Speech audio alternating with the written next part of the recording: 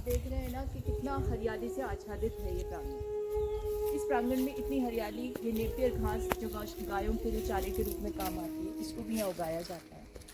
इस हरियाली का मुख्य कारण ये है कि पानी की कमी होने के बावजूद इस आश्रम में इस बात को सुनिश्चित किया गया कि यहाँ पर पौधों को बच्चों की तरह पालना है। और उसी की परिणति है कि मेरे पीछे आप देखें ना, बोगनविलिया, ये कितना फूलों से आच्छादित है। और इस जगह अगर के लोग जब आश्रम में दर्शन करने आते हैं ना, तो जो सेल्फी पॉइंट बना करके हम अपना चित्र भी लेंगे। साथियों, ये जो प्रांगण एक पवित्र भूमि है और ये जो दोनों महान संत हैं जिनकी समाधि स्थल मैंने आपको दिखाया, इन्होंने अपना जीवन जो है गौ सेवा के लिए समर्पित किया। गौ हत्या कैसे समाप्त हो, इसके लिए रामचंद्र जी महाराज ने अपने जीवन का उत्सर्ग कर दिया। और साथ ही साथ धर्मेंद्र जी महाराज ने तो हिंदू धर्म, सनातन धर्म, गौ रक्षा, गंगा मैया की महिमा, इन सब के लिए अपने जीवन को समर्पित किया। आपने देखा ना कि यहाँ पर कचनार का एक बहुत ही खूबसूरत सा पेड़ है।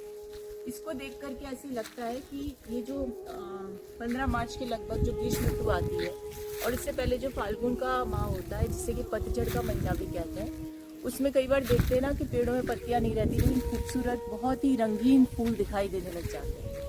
तो ये प्रकृति ने जो नियम बनाए ना, इसके साथ तारतम्य बिठाना बेहद आवश्यक है। और इस आश्रम में इस बात को सुनिश्चित किया जाता है कि जिस मौसम में जिस पौधे को लगाया जा सकता है उसे लगाया जाए, और 2 सीज़न तक उसको कैसे बढ़ाया जा सकता है, जैसे बच्चे को पालते हैं उस तरह से उसको पाला जाता है। यही कारण है कि आज यहाँ पर चारों तरफ हरियाली है। और जब हम शुरू में यहाँ आते थे तो ये लगता था कैसे इनको पन पाएंगे, क्योंकि पानी की बहुत कमी थी। लेकिन कमी के बावजूद यदि इनके संरक्षण की ओर ध्यान दिया जाता है तो कोई कमी नहीं रहती और प्रकृति भी साथ देती है।